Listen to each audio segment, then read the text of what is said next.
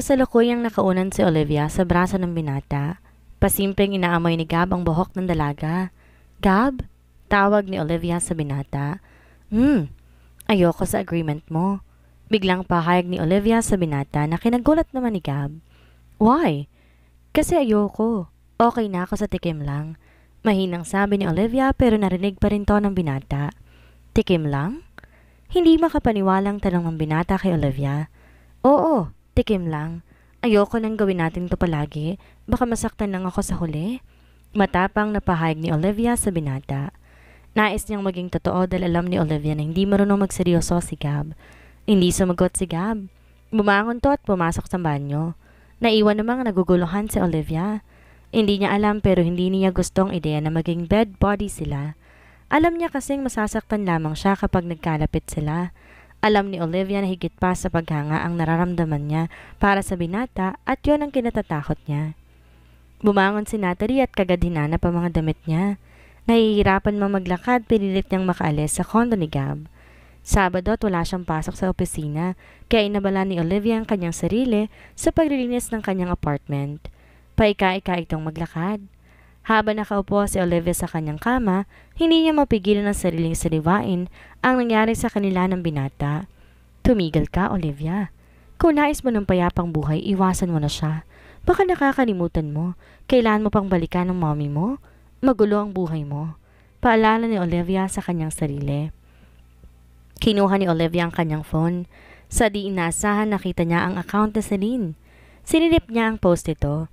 Halos mabitawan ni Olivia ang kanyang phone na makita niya ang isang post ni Celine.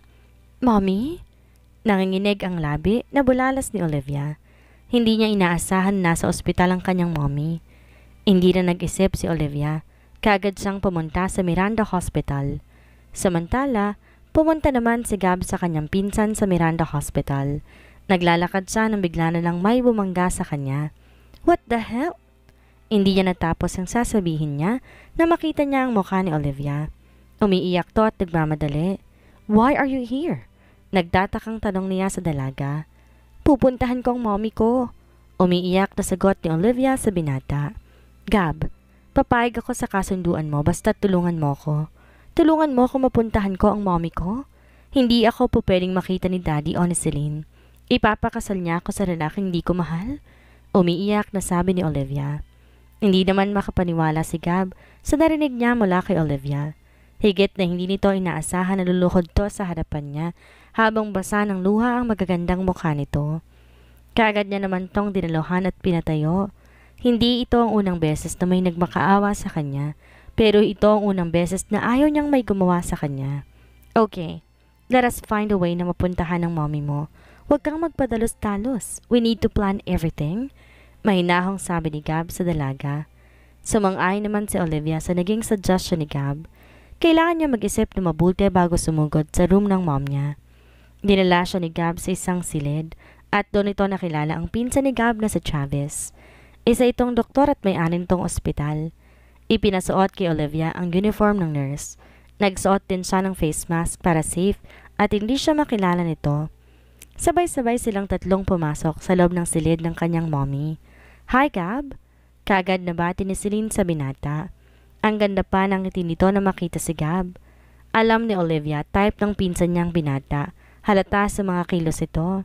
Miss, can you please go outside? We need to check the patient. Sabi ni Travis kay Celine. Sure, Doc. Nakangiti pang sagot nito sa binatang doktor. Celine, gusto mo bang mag-coffee? Tanong ni Gab sa babae. Kailangan niya kasi itong ilayo doon para magkaroon ng oras si Olivia sa kanyang mommy. Sure, baby. Parang nangaakit na sagot ni Celine. Nais namang masuka ni Gab sa narinig niya. He knows everything. Alam niya na isang whore si Celine at kahit sino talaga ay pinapatulan nito. Naglakad palabas ang dalawa. Naiwan si Olivia kasama ang doktor. Sa labas lang ako. If you need anything, tawagan mo lang ako. Thank you, Doc. I owe you this. Babawi po ako balang araw. Umiiyak na sabi ni Olivia. I'm happy to help. Sagot ni Travis bago lumabas. Unti-unting lumapit si Olivia sa kanyang mommy. Di nito mapigilan ang kanyang luha. Nawawalan din ng lakas sa mga tuhod niya. Pakiramdam ni Olivia baka bigla na lang siyang matumba.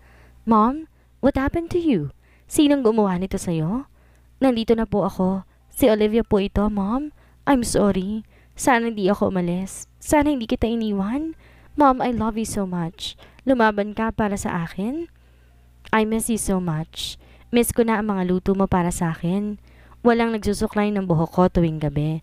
Masaya nga ako dahil nakaalis na ako ng bahay natin, pero ikaw naman palang nahihirapan dito. Hindi ko man lang nalaman na may nangyari na sa'yo. Ang sama kong anak. Ang sama ko dahil sarili ko lang iniisip ko. Umiiyak na kausap ni Olivia sa kanyang mommy. Biglang bumukas ang pintuan at pumasok si Doc. Olivia, we need to go. Papunta na raw ang daddy mo dito. Biglang sabi sa akin ni Travis sa dalaga. Mom, babalik po ako. Lumaban po kayo, mahal na mahal po kita. Saad ni Olivia at tinalika ng pisngi ng kanyang mommy. Inayos ni Olivia ang kanyang sarili. Sakto pagtakip niya sa kanyang bibig ang pagbukas ng pintuan. Nilalamig ang kamay at paa niya na makita niyang muli ang kanyang daddy. Wala pa rin tong pinagbago. Matapang pa rin ang aura nito. How's my wife, Doc? Tanong nito kay Travis. Still no progress. Sagot ni Travis sa kanyang daddy. Ano pa ba ang dapat nating gawin? Wala tayong magagawa kundi ang hintayin siyang magising? Sagot ni Travis. Kay Arturo. Thank you, Doc. Akmang lalabas na sila Olivia nang bigla siyang tawagin ni Arturo. Miss, kabado siya pero pinilit niyang kumilos ng normal sa harapan ng kanyang ama. Yes, sir. Sa'yo yata to. Sabi nito sabay lahad ng record chart. Thank you, sir. Pasasalamat ni Olivia at saka mabilis lumabas ng silid. Nakahinga naman na maluwag si Olivia paglabas niya. Pakiramdam niya hindi siya makakahinga na maayos kung nasa loob siya. Kaagad niyang nilisan ang lugar at umuwi sa kanyang apartment. Hindi niya alam ang numero ni Gab kaya hindi siya nagpapasalamat dito. Nais niyang magpasalamat dahil malaki na ang naging ambag ni Gab para makita niya ang kanyang ina. Luz, matulog ka na muna dyan. Wala naman akong pakinabang sa iyo eh. Yung anak mo, masyadong pinapasakit ang ulo ko. Pero hindi rin magtatagal, magpapakita rin siya sa akin. Kausap ni Arturo sa kanyang asawa. Walang pakailam si Arturo sa kanyang asawa. Ang tanging mahalaga sa kanya ay ang eleksyon at ang kayamanan ni Luz. Nais niyang kamkamin ang lahat. San ka galing?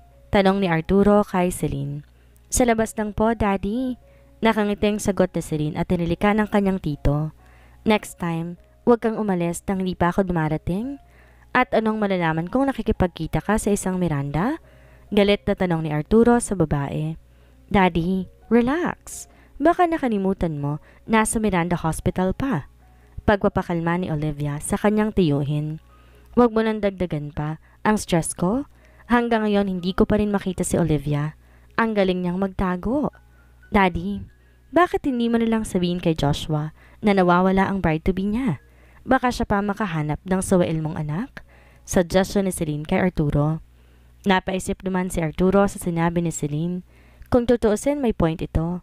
Malakas ang koneksyon ng pamilya ni Joshua at makikita nila ito kaagad.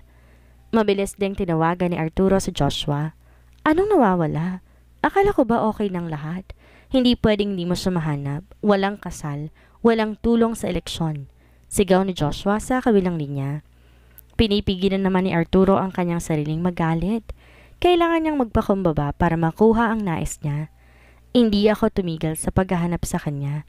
I assure you, may kasal na mangyayari. Assurance ni Arturo sa lalaki. Siguraduhin mo lang. Yan ang nga lang kondisyon ko sa'yo, papalpak ka pa. Ha? Galit na sa ni Joshua. Sorry again, iho. Hahanapin ko siya. Nakakuyom ang mga kamay na sabi ni Arturo dahil labag sa kanyang loob ang humingi ng paumanhin. Nang ibaba ni Arturo ang tawag ay kaagad niyang inutusan ang kanyang secretary. Kailangan niya nang palabasin ang magaling niyang anak. Hindi siya papayag na ito magiging dahilan para hindi niya makamit ang kanyang inaasam na posisyon. Kailangan na niyang gawin ang planong binuo niya kagabi. Kahit na buong gabing umiyak si Olivia, pinili pa rin niyang pumasok sa trabaho. Ngayon din ang dating ng bagong sekretary ni Alden. Laking pasalamat niya dahil hindi namaga ang mga mata niya sa kakaiyak.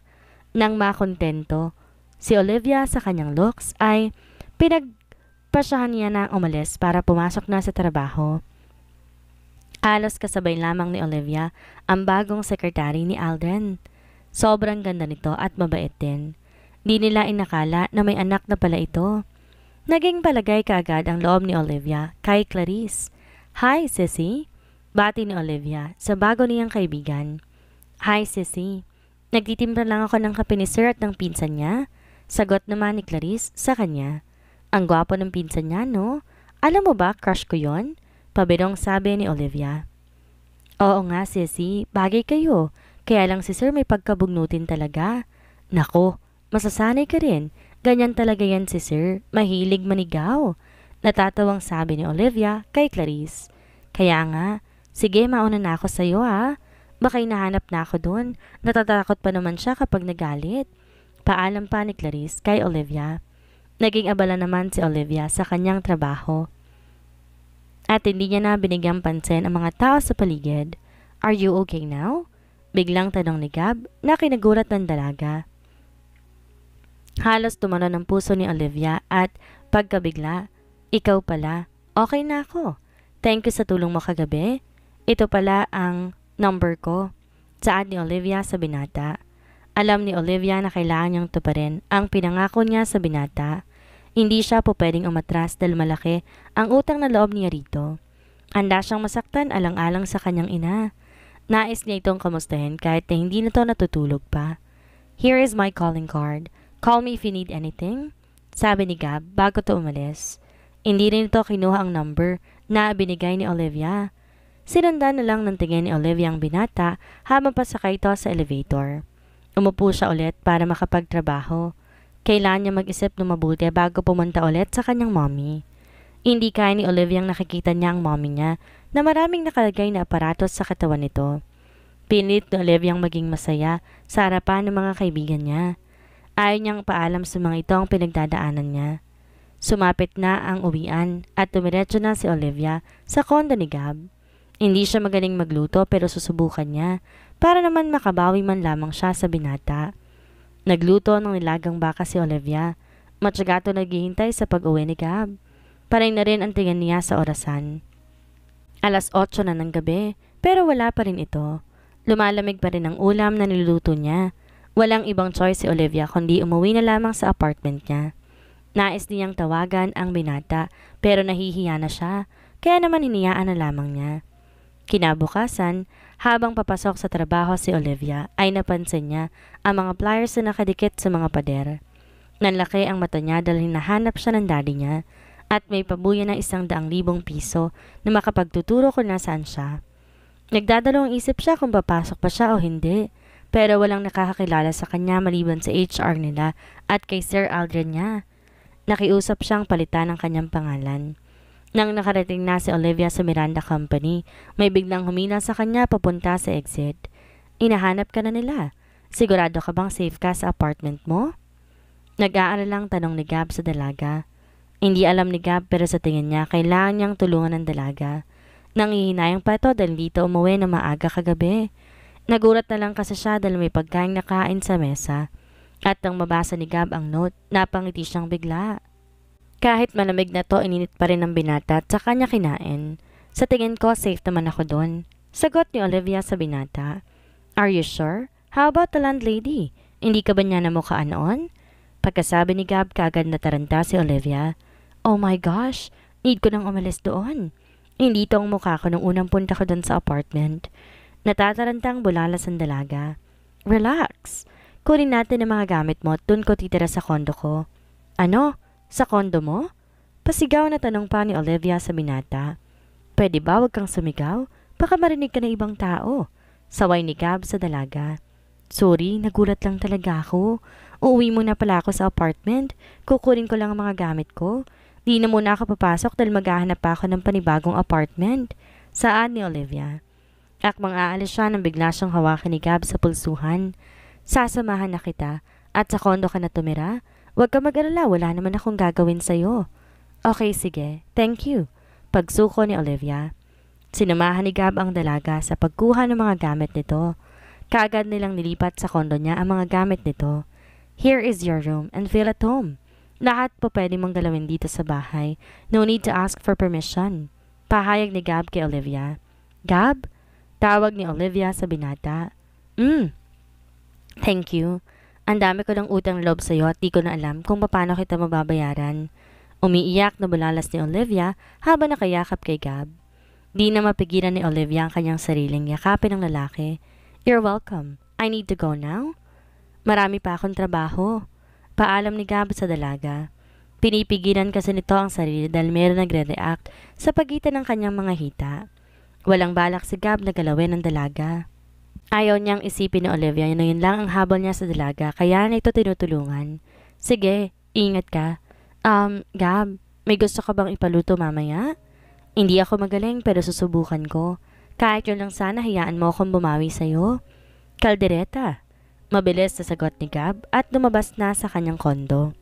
Habang naglalakad si Gab ay hindi na niya maiwasang di mapangiti. Pakiramdam niya maaga siyang makakauwi ngayon. Excited siya sa pag-uwi kahit na kakapasok pa lang nito sa kanyang opisina. Pagpasok ni Gab sa kanyang office, nagulat siya dahil nakaupo si Celine sa may couch. Sobrang revealing ng suot nitong damit. Halos tumabas na ang malalaki nitong dede sa damit nitong suot. What are you doing here? Seryosong tanong ni Gab sa babae. Tumayo si Celine, sinilubong si Gab ng halik sa pisngi.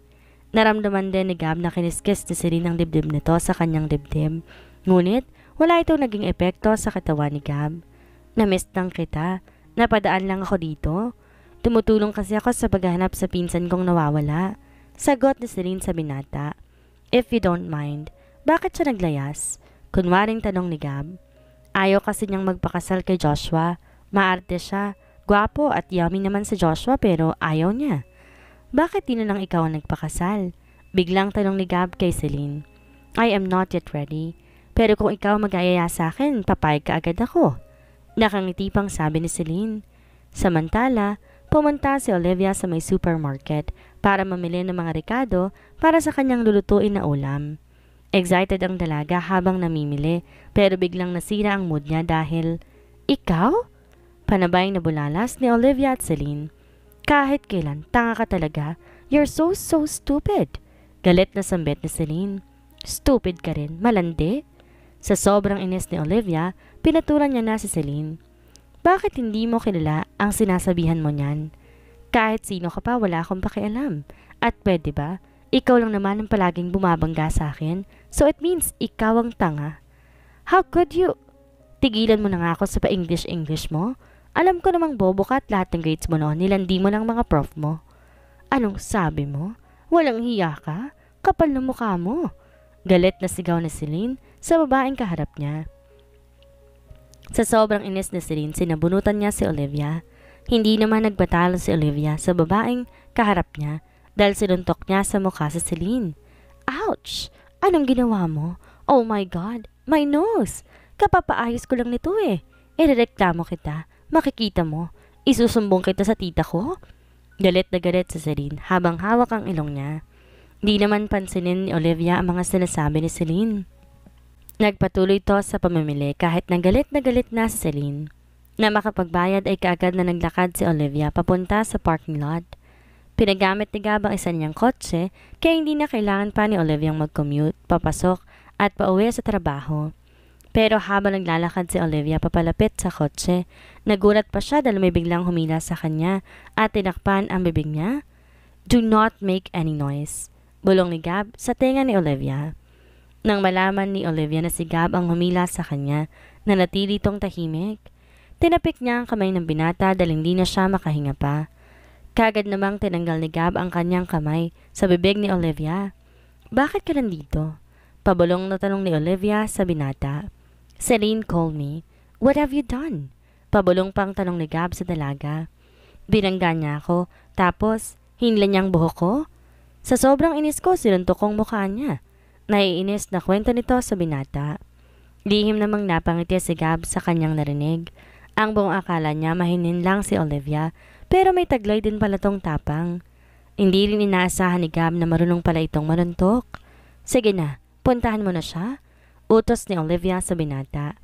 Ihahatid muna kita. Sagot naman ni Gab. Nako, wag na. Puntahan mo na lang ang pinsan ko, mukhang patay na patay sa'yo eh. Saad pa ni Olivia. Ihahatid kita. Nakakunot ang noong sabi ni Gab. Ang kulit mo rin eh. Sabing kay... Di na natapos si Olivia ang sasabihin niya. Dahil sinakop na ni Gab ang labi niya. Nagulat pa siya sa ginawa ng binata pero kalaunan tumugon din siya sa naging halik nito. Isang protesta mo pa aangkinin kita dito. Pananakot ni Gab sa dalaga. Sabi ko nga ihatid mo na ako. Ano pang iniintay mo dyan? Sabi ni Olivia at nauna na tong pumasok sa loob ng kotse. Napangiti naman si Gab dahil mukhang natakot ang dalaga sa pagbabanta niya. Sumunod si Gab sa sasakyan at siya na ang nagmaneho. Naging tahimik si Olivia habang nasa biyahe sila kaya hindi na to kinausap pa ni Gab. Sa tingin niya nagpapanggap lang ito na malakas pero nababalot ng kalungkutan ng buong pagkatao nito.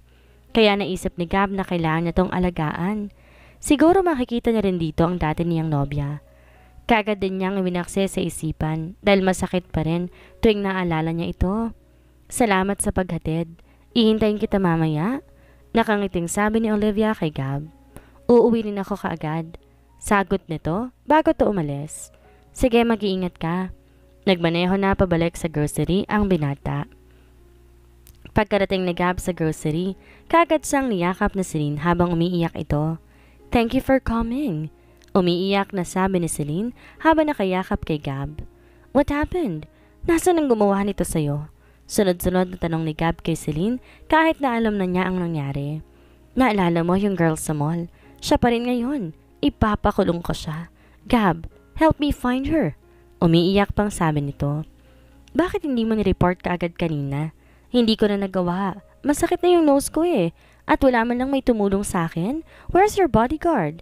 Tanong ni Gab dahil alam niya, pinaabangan na Celine si Olivia kanina habang papasok siya sa loob ng grocery.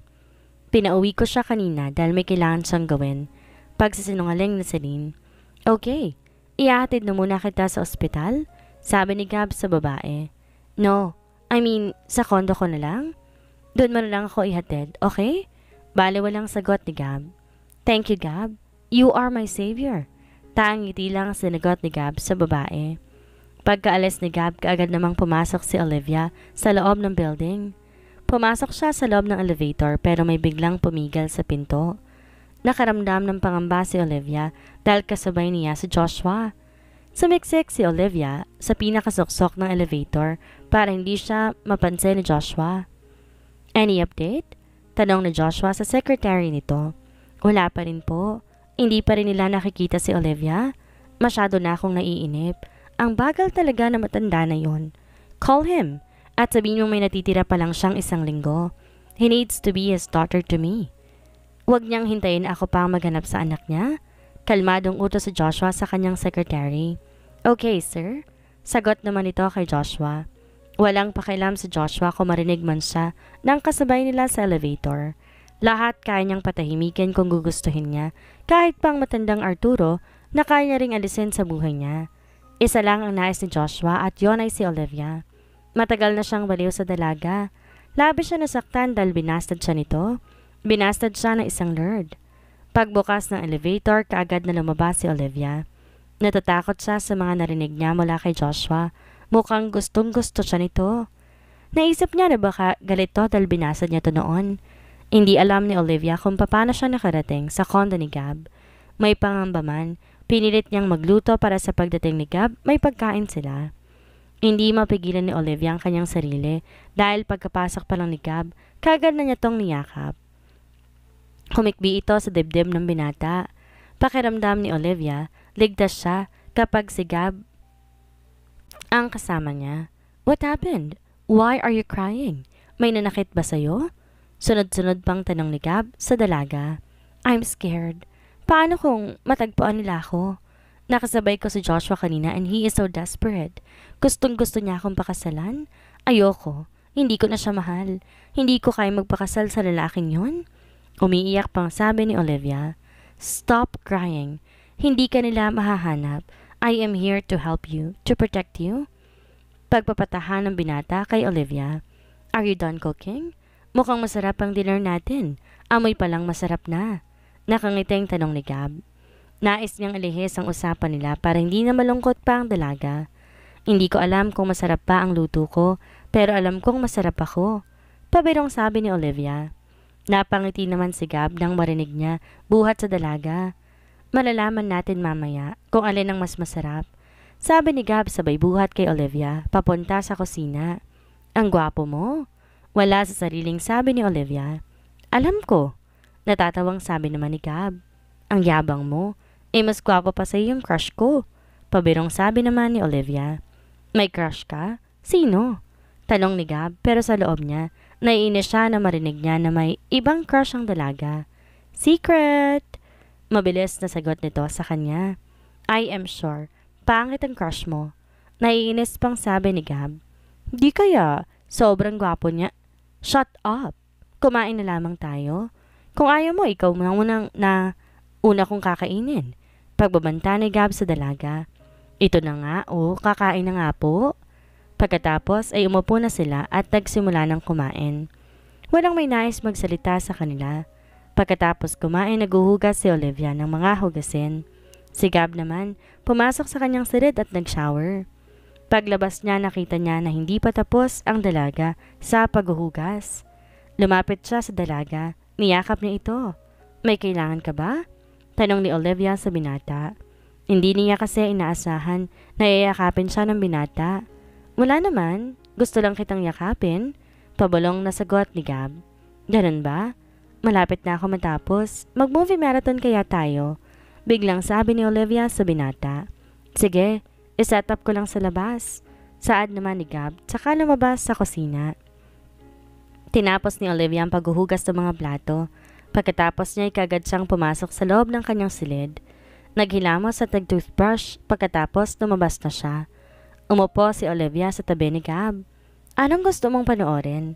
Tanong ni Gab sa dalaga. Kahit ano, di naman kasi ako mahilig sa romance. Bakit naman?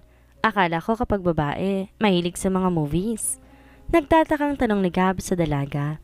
Hindi naman totoo ang mga nasa movies, lalo na yung mga mag-asawa na may happy ending. Ang parents ko hindi sila masaya, kaya nga siguro hindi ako mahal ng daddy ko dahil pinilit lang siyang pakasalan ng mommy ko. Kahit ang mommy ko hindi rin niya mahal ang daddy ko, kaya hindi ako naniniwala sa pag-ibig. Nakakatakot ang magmahal. Malungkot na sabi ni Olivia. Tahimik lang na nakikinig si Gab sa dalaga. Hindi rin kasi niya alam kung ano ang dapat sabihin para maibsan ang kalungkutan ng dalaga. Higit pa pala sa inaakala niya ang pinagdaraanan nito. Naku, sorry, ang drama ko. Manood na lang tayo. Mas maganda siguro kung action na lang. Wag na tayo sa romance. Dinadaan lang ni Olivia ang lahat sa pagbibiro. Naghanap na lang si Gab na magandang movie at sabay nilang pinanood. Nakasandal si Olivia kay Gab habang nanonood sila. Samantala, walang tigil sa pagiling si Celine sa ibabaw ni Joshua. Pinatawag siya nito tuwing kailangan nilang isa't isa. Palaging pumupunta si Celine sa lalaki. Shit! You are so good, Olivia. Ungol ni Joshua. Ang tayong nasa isipan niya habang katarik si Celine ay si Olivia. Wala namang pakialam si Celine dahil ang tingin din niya kay Joshua ay si Gab. Naiinis na nga si Celine dahil hindi bumibigay si Gab sa pang-aakit niya. Kaya't ginagawa niyang lahat para mapansin siya ng binata. Higit na mas mayaman si Gab kaysa kay Joshua. Ilang sandali pa'y mabilis na nanginig ang dalawa dahil sabay itong nakaraos. Kaagad nang tumayo si Joshua at sinuot ang kanyang damit habang nakahiga pa rin si Celine. Wala pa rin bang update sa pinsan mo? Tanong ni Joshua sa babae. Wala pa. Nangaakit na sagot ni Celine dahil hindi siya kontento sa isa lang. Ano bang ginagawa ng magaling mong tiyuhin?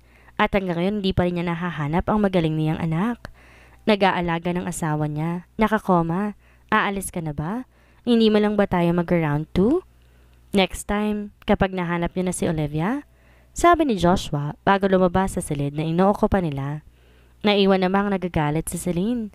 Kahit kailan, epal ka talaga, Olivia. Pero mas mabuti nang makita ka na nila para maghirap ka sa kamay ng lalaking yon. Dahil ako may next target na ako. Mas mayaman, mas masarap. Kausap ni Celine sa kanyang sarili. Ano ang gagawin ni Gab para maprotektahan si Olivia? At ano ang gagawin ni Olivia ngayong maluba ang kalagayan ng ina? Hanggang kailan niya magagawang takasan si Joshua? Yan ang ating aalamin sa susunod nating kabanata.